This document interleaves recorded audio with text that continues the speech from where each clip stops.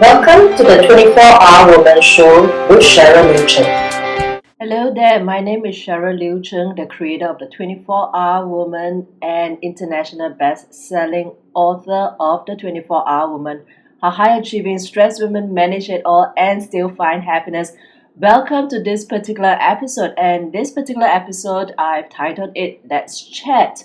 Let's Chat is an episode where I take questions, and I'm so happy today to have received a question all the way from the US from Esther. And Esther's question is, I have an older person that I'm looking after, which is in a different state. How can I tell my boss that I love what I do and still want to keep my job, but I need to make adjustments for caregiving? How many of us are looking after somebody? We have caregiving duties, whether it is for our children or for an elderly person. Esther, I want to thank you for bringing this up because this is so real, and in the work that I do and with the women around the world, whether in Asia or out in the US or in Europe, caregiving particularly is an issue because we are having globally an aging population. The two things I can think of that you can consider, one is if you would still stay physically where you are in the physical workspace, and otherwise there are other options. But first, for those of you who have just joined us on the 24-Hour Woman Show, and this is Let's Chat. Let's Chat is an episode where I take questions from women around the world who send their questions in to me and my team, and we would answer the questions because these questions are real and it resonates with so many of you. So first of all, thank you to all of you who have been sending in questions. I love answering them. I love to hear the action that you have taken to make that situation, resolve it, or to be able to thrive in your work and your business despite the situation. So for those of you who do not know me, my name is Cheryl Liew-Chng. I am the creator of the 24-Hour Woman, and I run a global media and education platform for women around the world. I've been blessed to have worked with more than 5,000 women from around the world as an award-winning coach and also reaching out as an international best-selling author. And my husband and I are raising a family, and you can see I've got 3 boys. They are at this age of 8, 10, and 8, 12, and 18. And I must say that I have not have all the pieces together, and I'm still work in progress. But I've learned some things in my own life, managing the work in business and in family consideration, and also in my work with women from around the world to see them transform. So I love taking questions, and I want to hit right into Esther's question now about giving care to an elderly person. And the issue is she is in a different state. Well, I would highly recommend that you consider flexibility, Esther, and many of you out there who will be, in a caregiving role soon or is already in a caregiving role and facing the same situation. If you would still stay physically where you are in the physical workspace, but one of the things you can do is to negotiate for a shorter work week. For example, so that you can commute over the weekend to a different state. Let me give you an example. I've had somebody whom we have coached through who is actually still having to give a caregiving oversight to someone dear to her that is based in Shanghai. Her job, however, is based in Singapore. So what she did is she arranged for a telecommuting role. That way she recast her contribution, her role. 4 days she is here in Singapore, and on Friday she worked out of Shanghai. But she has worked it such that she is able to do so, that the 4 days that she spent in Singapore are really for any issues, tasks, meetings that needs her here physically.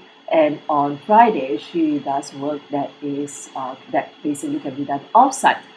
Alternatively, you could consider recasting your role into a 4-day work week, which is what we call a compressed work week, which means she would have worked longer work days and get whatever she needs done, which means it's still the same workload but done in 4 days. and then she would then travel on a Thursday night. So that on Friday, Saturday, Sunday, she spends time with the person that's dear to her, that she's giving caregiving to, and then she flies back into Singapore again on a Sunday, or sometimes she does it on a Monday and she goes straight to the office.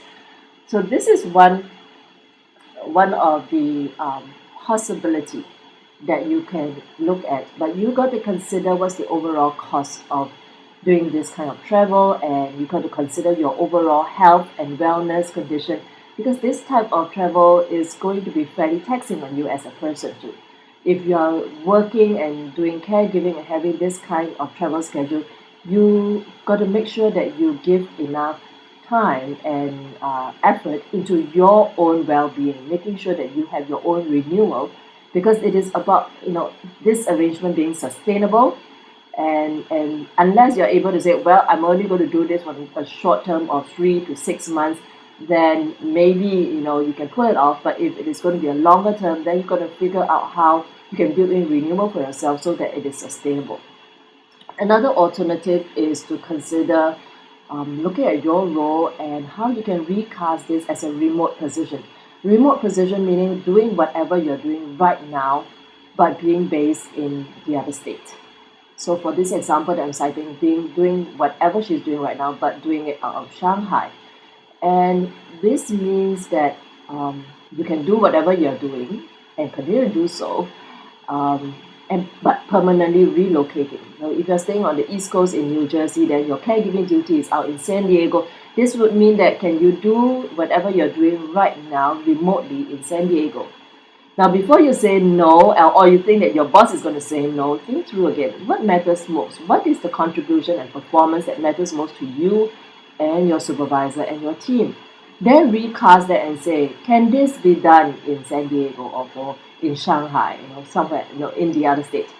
If that is possible, then think through why it can be done in your mind, right?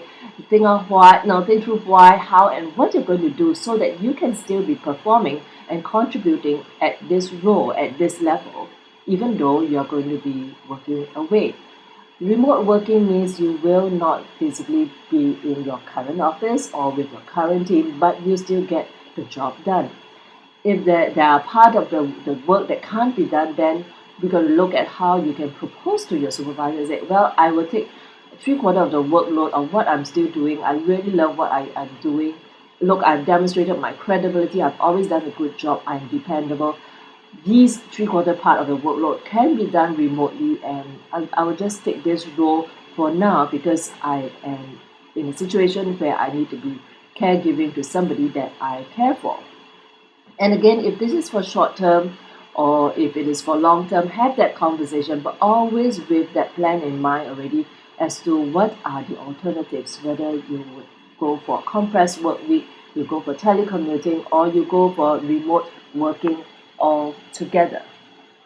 Right? So if you like today's episode, subscribe, email your questions to solutions@lifeworks.asia, and come on over to the 24hourwoman.com/blog and let me know your thoughts about Esther's question and alternatives that has been spoken about in this particular episode. What are the things that you have been facing and how have you overcome them? I'd love to hear from the 24-Hour Woman Thrive community. My name is Cheryl Liew-Chng. Till the next episode, live a life that's most excellent.